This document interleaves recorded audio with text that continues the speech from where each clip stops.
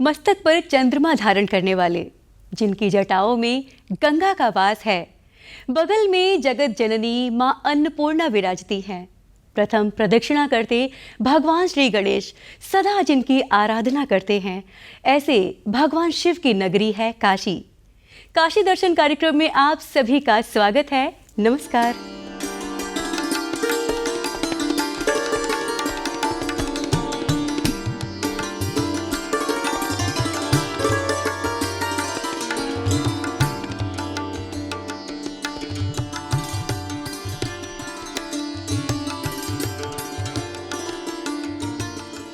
धर्म, कला और संस्कृति की नगरी काशी अपनी इन्हीं धरोहरों के लिए विशेष पहचान रखती है।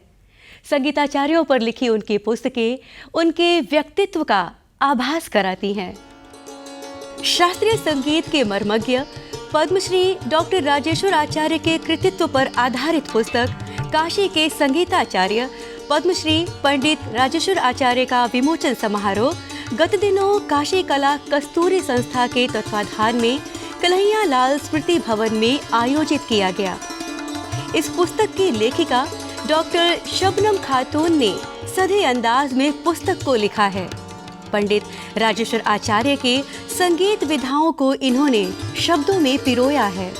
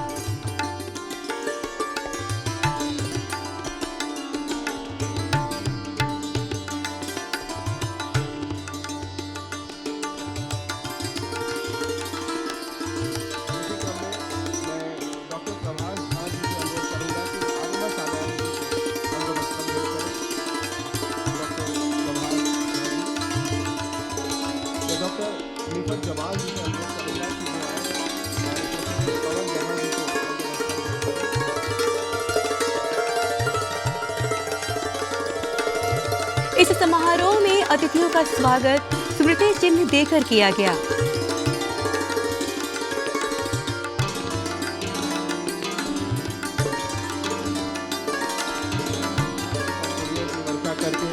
कुछ पंखुड़ियां पुस्तक के ऊपर से हटाई गई और कुछ पंखुड़ियां हमारे अतिथियों पर बरस रही हैं।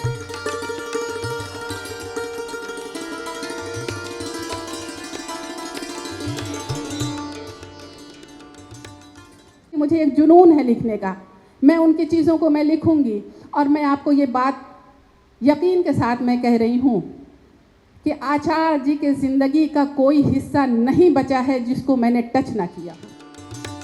मुख्य अतिथि पद्मश्री मालिनी अवस्थी ने अपने विचार व्यक्त करते हुए कहा कि इस पुस्तक से नई पीढ़ी का संगीत के क्षेत्र में मार्गदर्शन होगा। आचार्य जी का सामना होता तो हम लोग बहुत डरते थे। आचार्य जी से सब बहुत डरते थे बहुत युवा, लेकिन उनका ज्ञान, उनका पांडित्य और कुछ मुझे लगता है काशी का जो ठेठपन है, जो एक सहजता है, एक स्वभाव में, एक व्यक्तित्व में, जहाँ कोई दिखावा नहीं, आडंबर नहीं, वो किसी को भी देखने में अभिमानी होने का संकेत दे सकती, लेकिन वो काशी होने के कारण अभिमान है। जो बनारसी होगा उसमें वो उस अभिमान को लेकर पैदा होगा कि हाँ, बाबा की नगरी के हैं।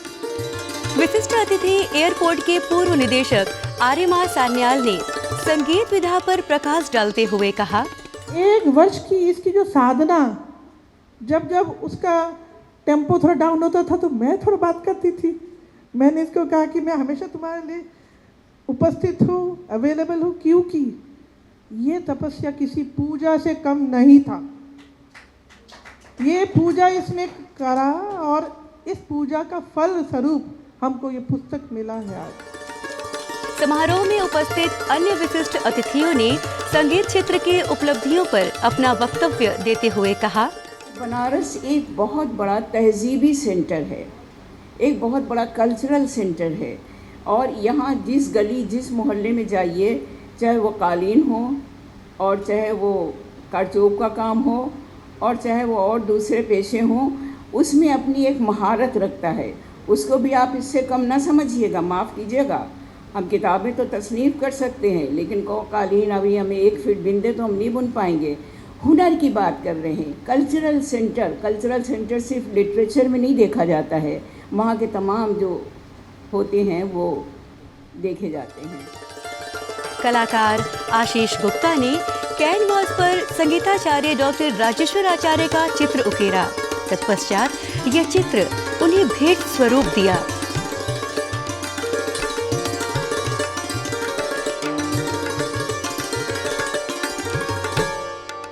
बहुत बहुत धन्यवाद Ashish ji.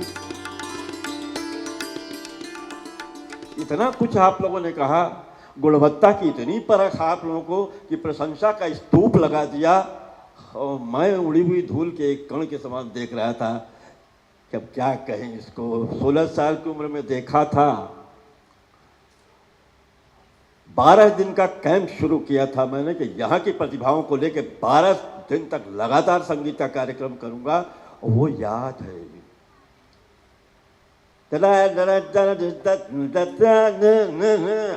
Fast music, speedy, western, उसी में मैं बता रहा था खाली कि एक सामान्य गति होती है, एक टेढ़ी होती है। जब आप घोड़े पे चलते हैं टक टक टक टक टक टक की आवाज़ है, और जब गधे पे चलते हैं तो टक टक टक टक टक टेढ़ी होती है। आध्यात्मिक नगरी काशी कला और साहित्य में भी समृद्ध रही है। यहाँ कई साहित्यकारों ने अपनी रचनाओं से समाज को नई दिशा दी है। वाराणसी में समय दर समय साहित्यिक कार्यक्रमों का आयोजन होता रहता है। इसी कड़ी में भोजपुरी भाषा के एक अंतर्राष्ट्रीय संगोष्ठी का आयोजन किया गया।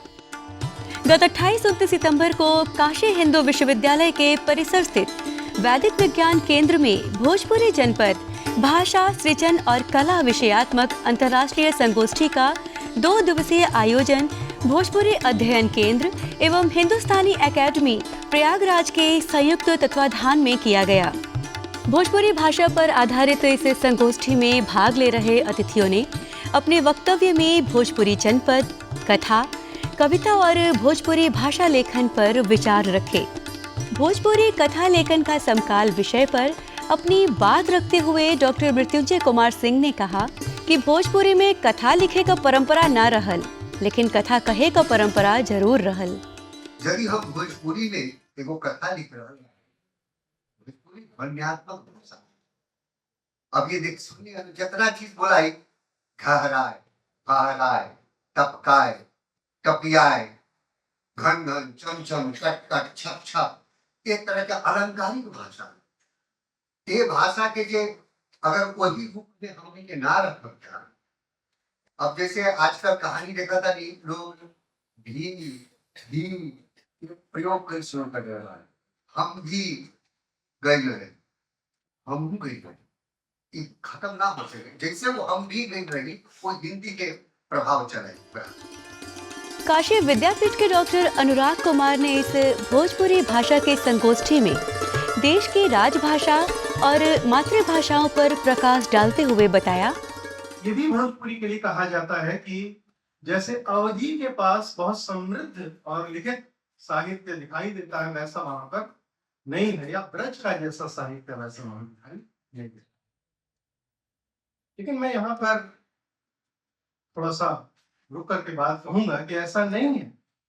आप देखिए कि अगर हम यह मानते हुए भी कहें कि हिंदी के या हिंदी क्षेत्र की जो तमाम बोलियां हैं, उन बोलियों में सबसे ज्यादा बहुलता अगर किसी भाषा में दिखाई देती है तो वो भोजपुरी है। भोजपुरी का एक रूप नहीं, अनेक रूप है। संगोष्ठी के अंतिम सत्र में भोजपुरी की सांस्कृतिक प्राणवायु, भोजपुरी की भाषिक संरचना की व्याख्या करते हुए डॉक्टर अविनाश कुमार सिंह ने कहा, माँ का ख्याल रखना, उसे सिर्फ भोजपुरी है। तो अपने झारखंड प्रवास के दौरान जो मैंने सीखा या देखा, लेकिन आप बंगाल से शुरू करेंगे, सिर्फ एक बात मैं चाहता हूँ, बंगाल में बोलेंगे अमी जास्टी, कहते हैं शब्द बैठे ही है, मैथिली में कहेंगे अहाँ के जाइ छी। थोड़ा सा परिवर्तन हो रहा है, जाना क्रिया के रूप में, मूल रूप में थोड़ा परिवर्तन हो रहा है। फिर थोड़ा आइए उड़ीसा में, मुंह जाऊ छु। भोजपुरी क्षेत्र में आइए, हम जात ताड़ी।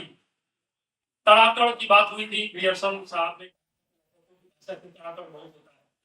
थोड़ा और आइए मधुरती, हम जात तानी, ड़ की जगह न होके नेजल होके। फिर बनारस में आइए, हम जात हई। थोड़ा पश्चिम चले जाइए, हम जात हई ला। जात है जौनपुर साइड में जाइए, जात हई ला आवत हई ला। और ज्यादा पश्चिम सीधे दिल्ली जाइए आप, सवाल दिल्ली से ही हल होना है। जारियाऊं, पंजाब में चले जाइए, पाकिस्तान में चले जाइए, ऐसे पश्चिम चले जाइए, आपको लगेगा कहीं कोई बाधा नहीं है, हल्का सा डेविएशन है। हम एक ही भाषा परिवार में जी रहे हैं, एक ही दुनिया में जी रहे हैं। और ये बड़ी खूबसूरत दुनिया है, इसको प्यार करना है। तो जाना को हम सहारा बनाते हैं और भगवान केदारनाथ जी को याद की सबसे खतरनाक दुनिया है। मिलना चाहते हैं, मोहब्बत चाहते हैं, प्रेम चाहते हैं, सुंदर दुनिया चाहते हैं, जाना ये इस्तेमाल कीजिए, ये सबसे खूबसूरत सहायक क्रिया होगी। बहुत बहुत या देवी सर्वभूतेषु शक्तिरूपेण संस्थिता नमस्तस्यै नमस्तस्यै नमस्तस्यै नमो नमः। नवरात्रि के 9 दिनों में माँ के 9 रूपों की विशेष पूजा आराधना की जाती है और ये 9 दिन बहुत ही पावन होते हैं, पवित्र होते हैं। तो आइए नवरात्रि के इस उत्सव में आपको सुनवा रहे हैं ये विशेष देवी गीत।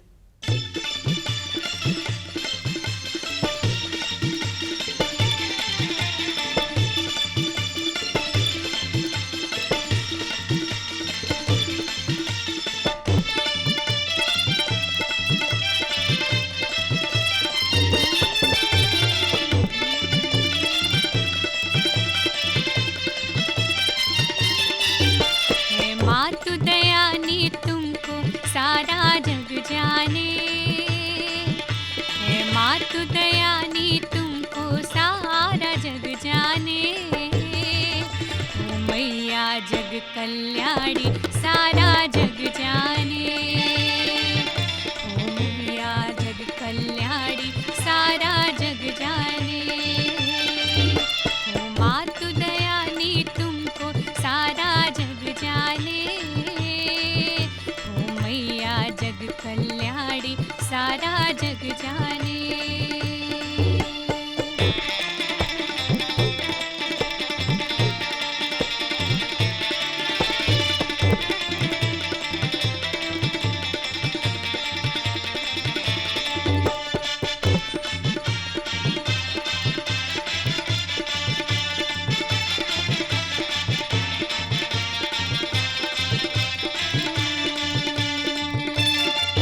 जब देव समक्ष तुम्हारे नतमस्तक जोड़ करके, दानव को तू संहारे रणचंडी रूप धर के।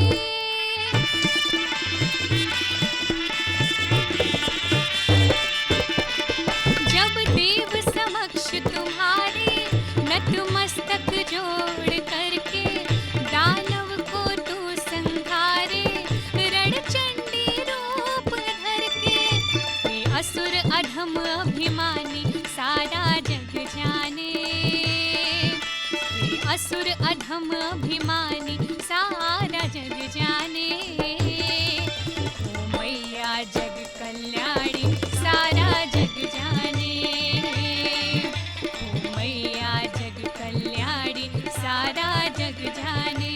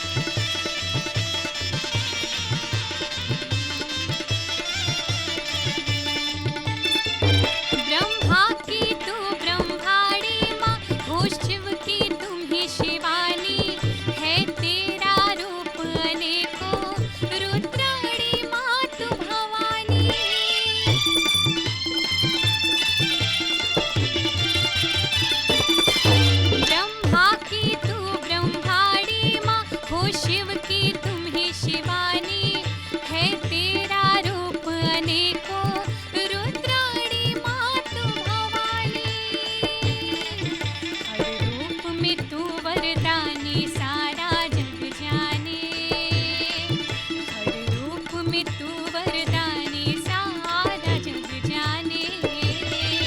ओ मैया जग कल्याणी सारा जग जाने।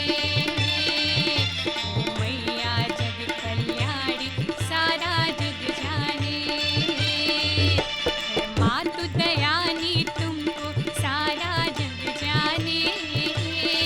ओ मैया जग कल्याणी सारा जग जाने। ओ मैया जग कल्याणी सारा जग जाने।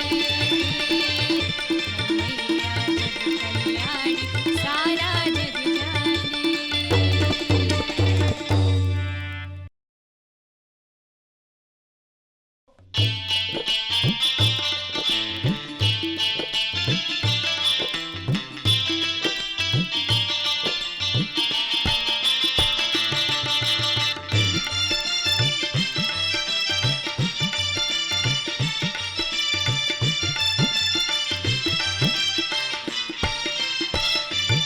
जो भी आए तुम्हारे दरबार में, जो भी आए तुम्हारे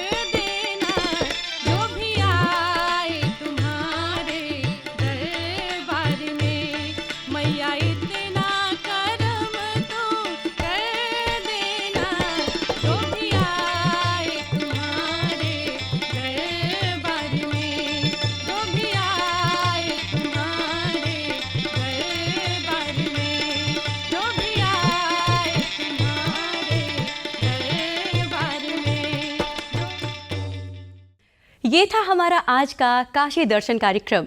हमेशा स्वस्थ रहिए, मुस्कुराते रहिए और उम्मीद बनाए रखिए, क्योंकि वो कहते हैं ना कि उम्मीदों से बंधा एक ज़िद्दी परिंदा है इंसान, जो घायल भी उम्मीदों से है और जिंदा भी उम्मीदों पर है। वापस मिलेंगे आपसे अगले कार्यक्रम के साथ, तब तक के लिए दीजिए अनुमति। नमस्कार।